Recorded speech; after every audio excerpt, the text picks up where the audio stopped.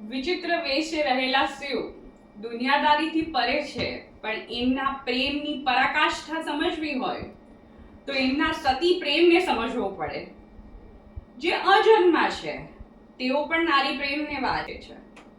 સંન્યાસી છે છતાં પોતાની પત્નીને વામાંગમાં સ્થાન આપે છે.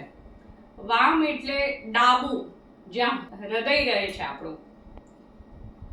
એમણે સ્ત્રીને વામાંગમાં સ્થાન આપીને પોતે જ અર્ધનારેશ્વર બની એવું દેવાધિદેવે કબૂલી લીધું છે કે એ તો પોતે પણ નારી વગર અધૂરા છે.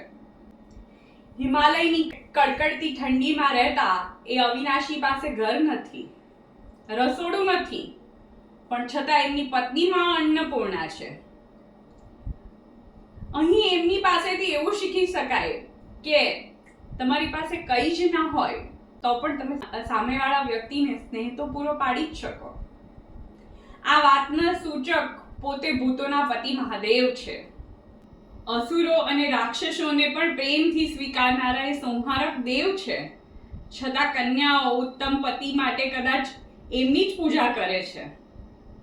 આ જ સંહારક સર્જનનું નિમિત્ત છે એ સાબિત કરે છે. મહાશિવરાત્રી એ જાગરણ નથી, શિવ અને શક્તિનું મિલન છે.